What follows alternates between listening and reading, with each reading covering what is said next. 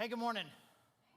Hey, if you are new, I'm Charlie, the lead pastor here, and really glad that you are worshiping with us today. We've got a baptism at the end of the service, so really excited about this crowd over here who's come to celebrate that with us a little bit later. And again, if you are new, really glad. I'm Charlie, lead pastor, watching online or you're watching later. We're really glad all of you have chosen today. We're starting a new series today called You Belong. Excited about that, kind of spending some time kind of just talking a little bit about just kind of who we are as a church, what we kind of feel like that God's calling us to be as a church, and excited about Mark and I over the next few weeks sharing that with you. And I've had this deal. So I get on a lot of church websites, just kind of see what's going on, kind of what other churches are doing, if you get any ideas or whatever. And there's just certain themes that you just see that are common everywhere.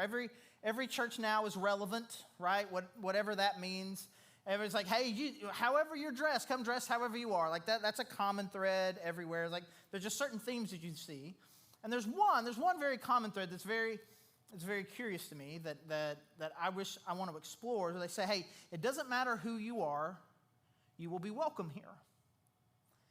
And I have this idea, and it really is just an idea. I don't have the guts or the courage to actually follow through it, but I have this idea for a YouTube series where I hire a group of actors and put hidden cameras on them to test whether or not a church really believes that anyone is welcome. Now, I don't know if you can just kind of visualize this right now, but in order to do this well, it would have to be edgy. So as I'm about to describe it to you, it's about to get a little edgy, and I don't apologize, but I just want you to be prepared for it, right? So for some, it would be fairly simple to say anybody is welcome to worship here. All it has to do is hire two guys and have them walk in holding hands. And at that moment, it would test the limits of a lot of churches. But there are some churches that I think that would do pretty well there. They would do fine there. And so, but the church that would, there's another act. I'll hire this guy, and I'm going to put him in a Confederate flag shirt and a Make America Great Again hat. I'm going to stroll him in there. Just see what happens. Again, I know this is edgy, and you are already so immensely uncomfortable. And we're like 1 minute into the sermon. We're gonna get a different place. I promise. And most churches are gonna freak out, if not at both of them, at least one of them. And some of you right now are a little bit offended by the comparison. You just kind of like you're ready to fight with me because you don't. Because here's the deal. One of those is a very clear, obvious, and moral evil. And the other one is just kind of, I don't know. Which one?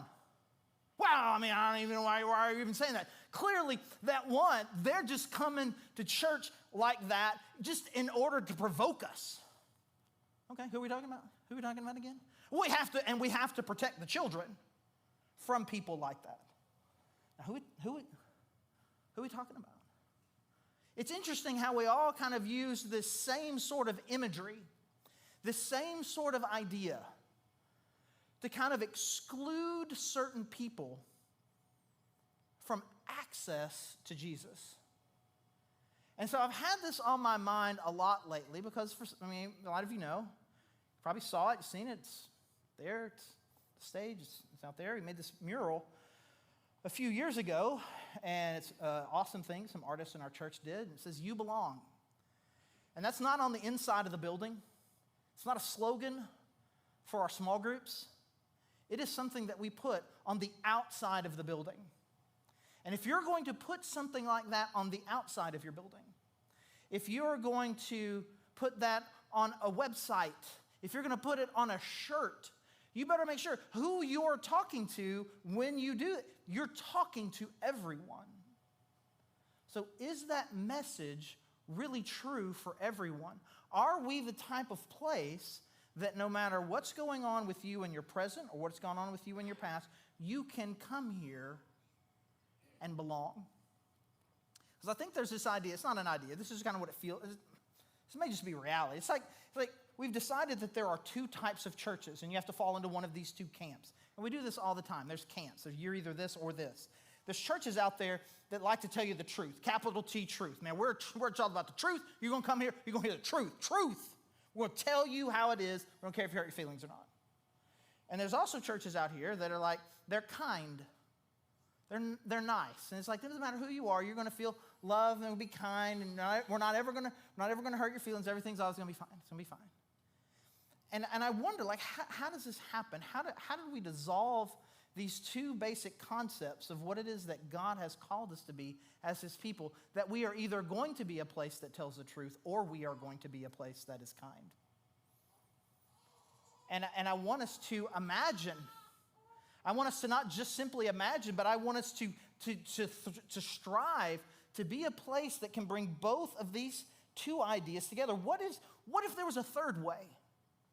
What if there was a way to say, you belong, and to make people, no matter what is going on in your life in the present or what has happened to you in the past, that this is a place where you can come and experience Jesus? What would it take to be that type of church? What would it look like? What would we struggle with? What are the things that keep us from being that? And so we're going to spend a lot of time over the next few weeks in the Gospels, kind of looking at Jesus, because if there was a criticism that Jesus consistently got, it was around this issue. It was around the issue of the people that he allowed to be in close contact with him. The people that he allowed, that he intentionally pursued, that he was just a little too kind, a little too welcoming to the wrong kinds of people. So we're going to look at two very similar stories in the way that Jesus interacts with these people, but that involve two very different types of people. And the first one is in Luke chapter 19. Luke chapter 19, it's the story of a guy named Zacchaeus. I'm not sure if you're familiar with Zacchaeus. If you grew up going to church, you probably know something about Zacchaeus. You probably know that he was a wee little man. And if you don't know that he was a wee little man and you're wondering why everyone is saying that, I could sing a song, but I'm not going to sing that song. In fact, I'll tell you this. I'm way off the rails now.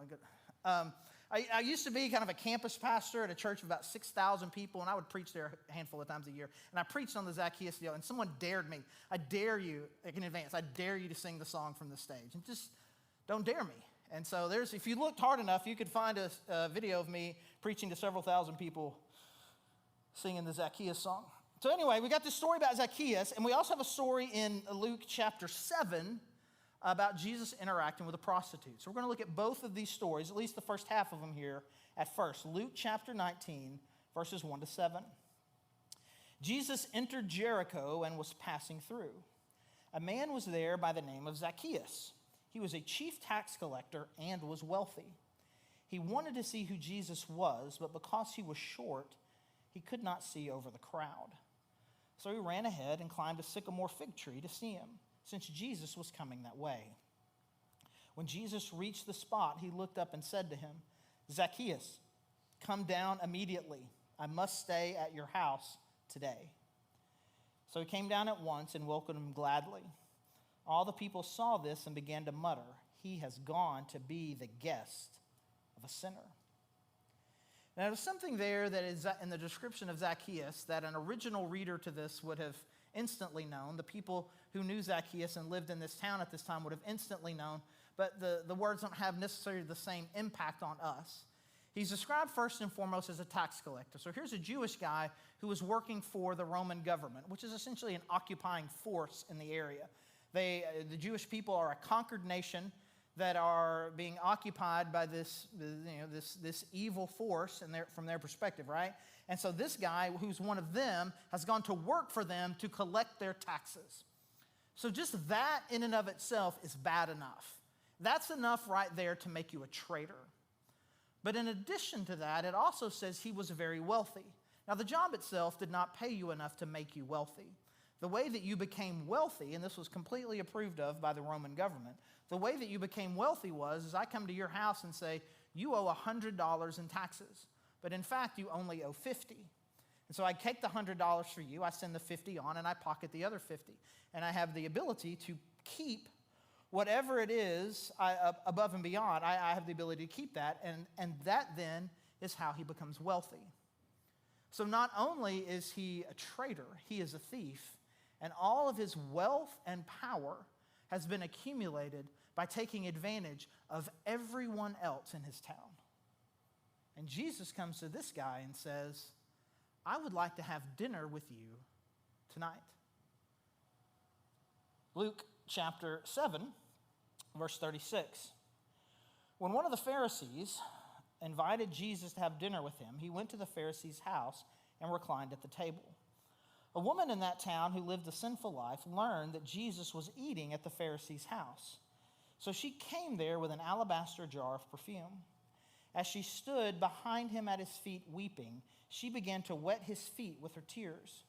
Then she wiped them with her hair, kissed them, and poured perfume on them. When the Pharisee who had invited him saw this, he said to himself, if this man were a prophet, he would know who is touching him and what kind of woman she is, that she is a sinner. So we have another story here, and she's described here. It says a woman who lived a sinful life. So this is essentially a euphemism. This is a kind of a catchphrase. It's kind of translated here. But really the idea of it, this woman has some significant sexual sin in her life. Most likely a prostitute. Regardless, she has lived a very publicly sexual, immoral life. So most people understand, understand that she's a prostitute. And so this prostitute hears that Jesus is having dinner at this Pharisee's house and goes and immediately just starts, just weeping just of regret and sadness just about her and her life. And she just begins to kind of anoint Jesus' feet. And whether it's Zacchaeus or it's this prostitute, the reaction from the Pharisees is the same.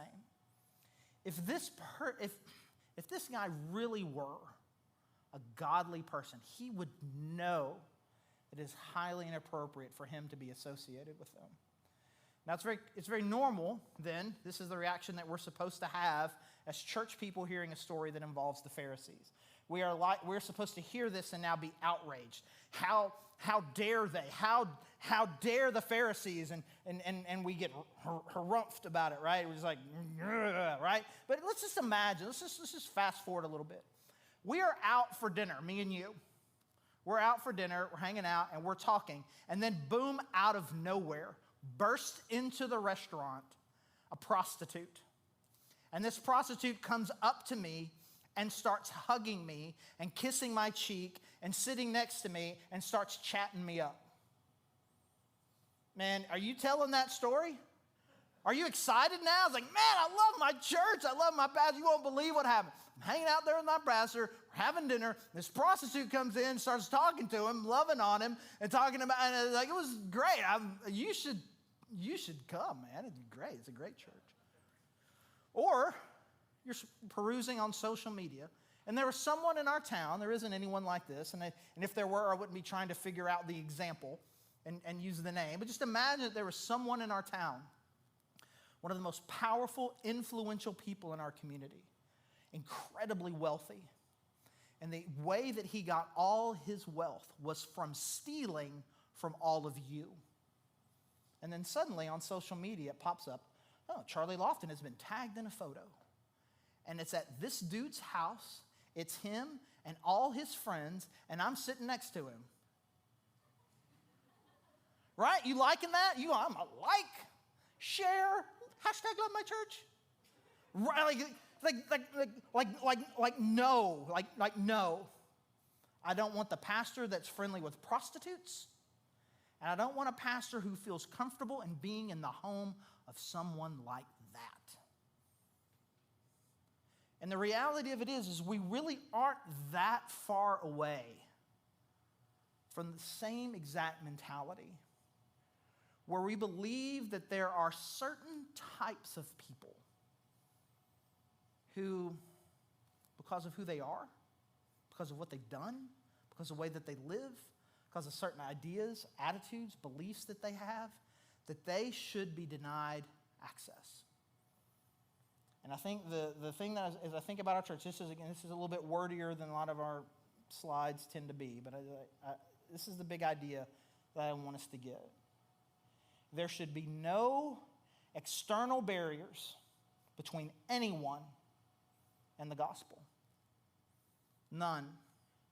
If there is someone out there who wants to hear the gospel, who wants to experience Jesus, who wants to hear what he has to say, who wants to learn more about him, who wants to hear, what does this mean? Why do people do this? Who is Jesus? Why did he die?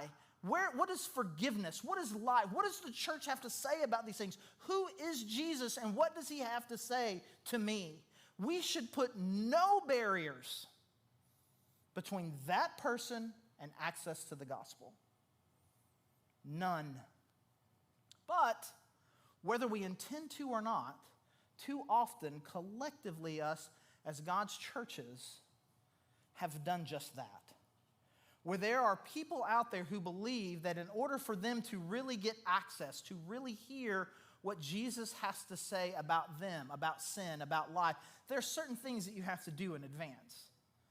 And so I ask you this. I don't know if you've ever interacted with someone who is not a Christian, who is considering becoming a Christian, who's thinking about going to church, you're inviting them to church, and you're having some difficulties with them. If you haven't experienced, it's fine. I would love for you to. I would love for you to try to engage more with people like that.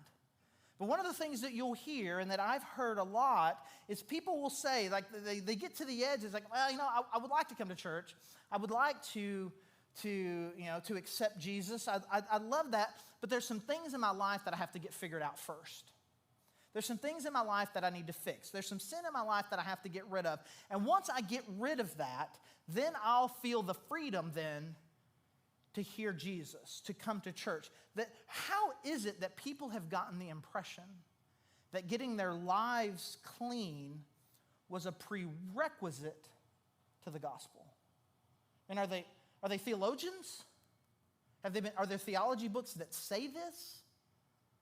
By and large, they don't. Even churches that have a works-oriented gospel really do at least understand on the front end that really that forgiveness is free, but there's like, you have to be but no, there's really not a whole lot out there. People just straight up just saying that. In order to even really attend church or to hear the gospel, you gotta get your life straight first. Most of us, at least theologically, agree that getting your life, that's a result of what God does. But yet, this is what they think. Why do they think this? There are things that we have done, and we have given people the impression that they've got to get their life straight first, and then they can hear about Jesus. And I think we have this fear, and I don't want to, I'm not mocking it, I'm not putting it down, I'm not saying that there's something bad about it, but we have this fear. We have this fear that somehow if people who are overtly sinful, like if we're too kind and receptive to them, that they will get the impression that we don't care about sin, or that sin doesn't matter, that we're afraid. We don't want them to get that impression. And so that's why I feel like, well, we've got to tell them the truth. And so we don't want them to get the impression that somehow we at this church think sin is okay. Okay, fine. But there's a parallel and maybe an inverse fear that we also need to have. Like the way that we treat people, we are also could be giving them the impression that the gospel is not truly free. And that somehow you've got to fix yourself first, then the gospel. If you want to have this fear, okay, but please balance it with this one. And let's make sure that we understand the order in which this is supposed to go. Access to Jesus, hearing the gospel, and then, as opposed to putting all these barriers. So we're going to talk about this over the next several weeks. Some of the, I believe, unintentional barriers that we put between people and access to the gospel, and attitudes that I believe that we can have as a church in order to make sure that the whole world knows that this really is a place, no matter what has happened to you up until this moment, this is a place where you can belong, and we want you to hear about Jesus. Because really, we get this from the story, really, the only obstacle, the really only barrier between someone and the gospel is pride. Pride is the barrier.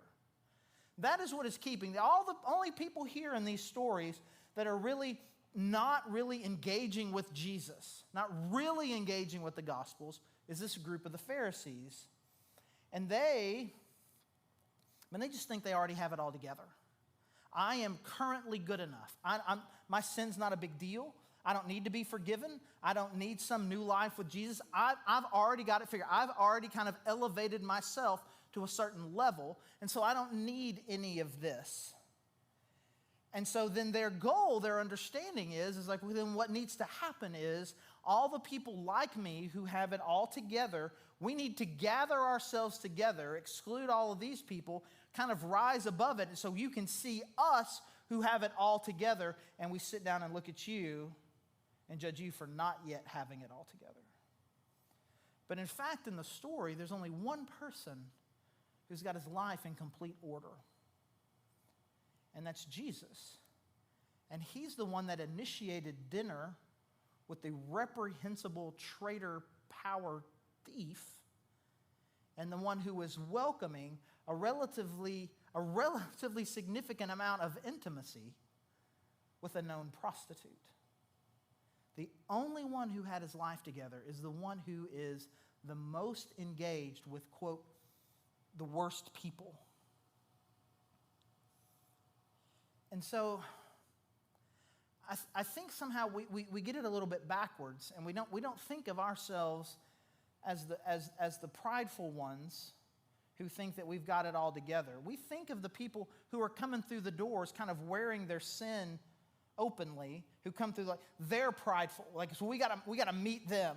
How dare you come in here like that? How dare you be like that? But the reality of it is, let's just say 9 times out of 10, someone who's living a life and not going to church, not connected with God, and somehow decides one day, you know what, I think I should go to church. I don't think that there are very many people out there who think, you know, a place where I can go where all of my behavior is going to be approved of is church. By the time they walk through the door, there has been a moment where they're like, there is something missing. I need something. That's what happened with Zacchaeus. He'd clearly heard something about Jesus, and he knew he was coming, and he wanted to see him. I just got to see him. I just got to get there. I got to see him. I got to see him. And he gets there, and he's short, and the crowd's big. So I'm going to climb a tree. I mean, he does this crazy thing. Like this wealthy, powerful man, he's just climbing up a tree so that he can just at least see Jesus' face. The prostitute, she heard that Jesus was at the Pharisee's house. And again, she knew who this guy was. She knew that this was very likely to be the place where she would be disrespected and disapproved of the most of any other place in town. She knew this is not going to be a safe place for her. But she heard Jesus was there and was willing to risk all of that for access to Jesus. And I think that is the attitude that we need to have about everyone who comes through our door. That this is a person who at least has enough humility and desire and brokenness in their own life that they need to hear Jesus. And we do not want to have an attitude that says, because of my own perception of how far along I now am, that I can look back at anyone back here and say, ooh, I don't know about that. Because think about it for a second. Like, what if Jesus had, quote, done the right thing? He'd done the right thing, right? Zacchaeus, you come down. I'm coming to your house today. And they'd be like, dude, that's Zacchaeus. He's like a thief and he's awful. Oh, sorry, I didn't know. Zacchaeus, I'm not coming to your house today. Like, good job. Way to go, Jesus. Woo! Like the prostitutes cleaning his feet. Like, if you knew who that was, if you were a man of God, you really knew who that was, you wouldn't let her do that. Oh, you're right. Prostitute, get out of here. Oh, Jesus, man, woo. It's like you can't even really put your mind around Jesus doing that. He just wouldn't. And neither will we. Because the reality of it is, let's just see how both these stories end very, very similarly. But Zacchaeus stood up and said to the Lord, look, Lord, here and now I give half of my possessions to the poor. And if I've cheated anybody out of anything, I will pay back 4 times the amount. And Jesus said to him, today salvation has come to this house, because this man too is a son of Abraham. For the Son of Man came to seek and to save the lost. And so he stands up. He's like, man, he's been with Jesus, and he's like, hey, listen, I'm going to give it all back. I'm going to give half my money to the poor, and anything I sold, I'm going to give back plus. Luke 7, the end of the story with the woman. Jesus said to the woman, your faith has saved you. Go in peace. The reality of it is, Jesus would have never sent them away, because the gospel brings life. The gospel brings forgiveness. This is what it does. And their access, their proximity to Jesus, their being with Jesus, brought them a brand new life. I find the story fascinating. It's both, especially with the Zacchaeus story. You don't know how long dinner was. You don't have any record of any of the things that Jesus said specifically to Zacchaeus. I'm sure they had really good conversations. I'm sure there were some very significant things that Jesus said to him. But the author Luke didn't feel the need to necessarily include them. He just tells a story. Jesus went to his house. The Pharisees didn't approve. And then simply by being in the presence of Jesus, he is broken, begs for forgiveness, and turns his life around. You know, Jesus tells a story to the woman. He's telling a story to the Pharisees just about how people who have a lot to be forgiven are going to be significantly more grateful than someone who's only been forgiven a little. But we don't have any indication of anything that he specifically said to her. He never really talked to her. But she came already with all of this brokenness. And he looks at her and says, you're forgiven. The big picture that I believe that Luke is wanting us to draw out of this is that when we give sinners access to Jesus, forgiveness and new life is possible. That's the result. And then our job, our role, we're traffic cops. We're just simply like, hey, right over here. Come on, go right over here. He's right here. He's right here. Oh, I'm sorry. Are there some obstacles in your way? Let me clear this path and make it as easy as possible for you to get from here to this Jesus. Because what he has to say by you getting to know him, by hearing about the way he taught, by hearing about the power of his death, by hearing about the power of his resurrection, there is new life available for you. And what happens just simply by them getting to Jesus and pointing to Jesus. I'm going to talk about Jesus. I'm going to show you Jesus. I'm going to bring you to places where Jesus is talked about. And if I can just simply do that, watch what Jesus will do in their life. And I think it's really important for us to make sure that we understand the difference between what Jesus said he was going to do and what Jesus is asking us to do. Because Jesus said he would be the one that would change the life. He would be the one that would get rid of the sin. Our job is pointing at Jesus. With the way that we live, I'm going to act like he acted, and I'm going to tell you the things that he said. I'm going to tell you the things that he did, and then let Jesus do the thing that he's going to do. I don't have to stand between anyone and Jesus and say, hey, wait a minute, now before you get there, there's a few things you need to know. There's a few things you got to get straight. You're not dressed right. You don't look right. You're not doing right. You fix all that, and then we're the kind of people who's like, God broke down my pride a long time ago. I know I don't have it all figured out. I know that I'm not perfect. And I know and have experienced the grace and the forgiveness and the life that Jesus has given me. And I don't want anything to keep you, to hold you back from being able to experience the same thing with Jesus. There's another part of this story that I really, really like. There's that second story with the prostitute. First story, got Jesus having dinner with Zacchaeus. Second story, Jesus having dinner with the Pharisees.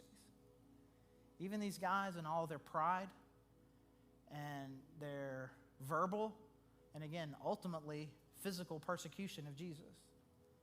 Even all of that was not a barrier in Jesus' mind from relational access to him. There isn't anything that any sinner can do or be that keeps them from being able to have access to Jesus. And then I just trust that if I can just get them there, I can get them to Jesus, they will experience this overwhelming life change. They'll understand the power of his death, and that his death was a sacrifice to pay the penalty for your sin, for my sin, for our sin. And just believing that, I can freely have life with him. And then by the power of his resurrection, I can know that death is not the end. And I see this gracious, kind, wise Son of God. And I just got to get them to him. He does the life change. I'm simply his ambassador. Let me pray.